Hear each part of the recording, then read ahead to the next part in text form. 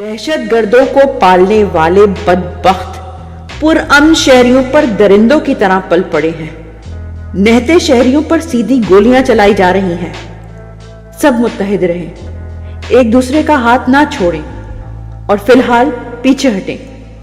اپنا اور اپنے ساتھیوں کا تحفظ یقینی بنائیں۔ جس نے بھی کبھی آئین، قانون اور انسانیت پر یقین کیا ہے وہ اپنے بھائیوں کی مدد کے لیے پہنچے، ان کو پناہ دے۔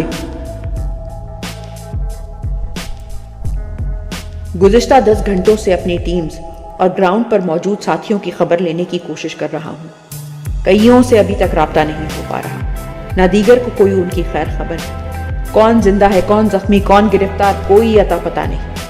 جن سے رابطہ ہوا ان میں سے بیشتر شوق میں ہے۔ موصول ہونے والی معلومات کے لیے کوئی ایک لفظ نہیں کہ جس میں خلاصہ ہو سکے۔ عوام کے بڑی تعداد کے ڈی چوک پہنچنے پر فوجی جوانوں کی جانب سے انہیں تسلی دی گئی کہ احتجاج آپ کا قانونی حق ہے، آپ پرامن طور پر بیٹھے یہاں۔ مگر جیسے جیسے وقت گزرتا گیا ان کی نیتوں کا فتور ظاہر ہوتا گیا۔ قریب کی بلڈنگ سے سنائپر پکڑے گئے تو فرنٹ پر موجود ٹیموں کو لیڈ کرنے والے افراد، جن میں ISF یوتھ کے نوجوانوں کے علاوہ MPAs، MNAs بھی شامل تھے، ان سے درخواست کی گئی کہ اپنے اپنے کارکنان کو لے کر پیچھے آ جائیں۔ پوری دنیا کے سامنے ہے کہ یہ سب پرامن لوگ تھے، نہتے جان ہتھیلی پر رکھے آگ کا دریا پار کر کر وہاں تک آئے تھے۔ اندھیرا ہوتے ہی علاقے کی تمام لائٹس بند کر دی گئی۔ کچھ وقت بعد ڈی چوک کے قریب عمارتوں سے فائر کھول دیا گیا۔ ہمیں پہلے ہی خدشہ تھا کہ وزیر اعلیٰ اور بشرا بی بی کو گرفتار کرنے کی کوشش ہوگی، لیکن حالات کو دیکھتے ہوئے یہ بھی اندیشہ تھا کہ انہیں وہی نقصان پہنچایا جائے گا۔ ISF اور یوتھ کے جوان بی بی کی گاڑی کو حفاظتی تحویل میں لینے کے لیے پلٹے۔ گراؤنڈ پر موجود کارکن اندھیرے میں گولیوں کو ربڑ بلٹ سمجھ کر اپنی جگہ کھڑے رہے اور کئی منٹ تک گولیوں کی بوچھاڑ کے سامنے ڈٹے رہے۔ یہاں تک کہ ایک ایک کر کے اپنے ساتھیوں کو گرتے دیکھا تو ادراک ہوا جسے وہ اپنی فوج، اپنی ریاست سمجھ رہے تھے، وہ تو آدم خور درندے تھے۔ جتنے لوگ وہاں سے بچ نکلنے میں کامیاب ہوئے انہیں آگے جا کر گھیر لیا گیا۔ اس وقت ان میں سے بیشتر کے کوائف نامعلوم ہیں۔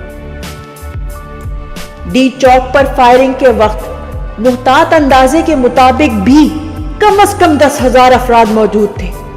یہ کوئی لاوارث نہیں تھے، ہمارے ہاتھوں پر شمولیت کرنے والے، ہماری آنکھوں کے سامنے بڑے ہونے والے نوجوان تھے، ہمارے بے لوث کارکن تھے جو ایک اچھے مستقبل کی امید لے کر نکلے تھے۔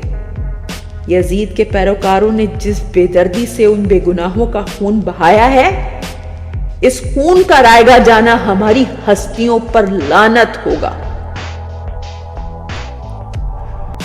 ہمارے سینکڑوں کارکن گرفتار اور بہت سارے مسنگ ہیں۔ جتنے لوگوں کو گولیاں ماری گئی تھیں ان میں سے بھی کافی مسنگ ہیں۔ واپس جانے والی گاڑیوں سے اٹھا کر جیل میں ڈالے گئے نوجوانوں سے بھی کچھ مسنگ ہیں۔ ہم ان کو لوکیٹ کرنے کی کوشش کر رہے ہیں۔ ابھی بھی جو جوان فرنٹ سے لیڈ کر رہے تھے یہ کام وہ کر رہے ہیں۔ پارٹی کے ہر ذمہ دار فرد سے اس وقت صرف ایک گزارش ہے کہ جس علاقے کا بندہ غائب ہے، جو شہدا ہیں، زخمی ہیں، ان کے خاندانوں کے ساتھ کھڑے ہوں۔ ہم نے اپنے علاقوں کی لسٹیں بنائی تھی، اپنے ایک ایک فرد کو ٹریس کر رہے ہیں۔ جو ہمارے علاوہ آئے تھے، جس ٹیم کے ساتھ آئے تھے، ٹیمیں اپنے کارکنان کو ٹریس کریں۔ رہی بات خود احتسابی کی تو میں موجود نہیں۔ کیوں نہیں کی لامعنی بحث کا یہ وقت نہیں ہے۔ میرے لیڈر کو اس وقت میرا سر میرے کاندھوں پر رہنا زیادہ ضروری لگتا ہے، اس لیے نہیں۔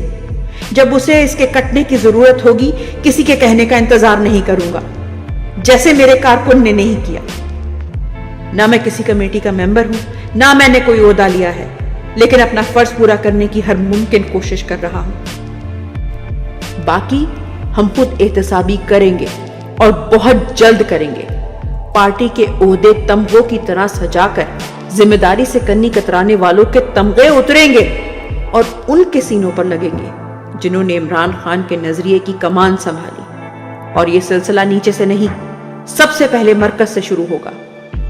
فی الحال ہمارے شہدا، زخمی اور پابند سلاسل کارکنان اور ان کے اہل خانہ کے ساتھ کھڑا ہونا اور ان ظالموں کا نقاب اتارنا ہماری اولین ترجیح ہے جنہوں نے اپنے حق کے لیے آواز اٹھانے والوں کے ساتھ خون سے ہولی کھیلی۔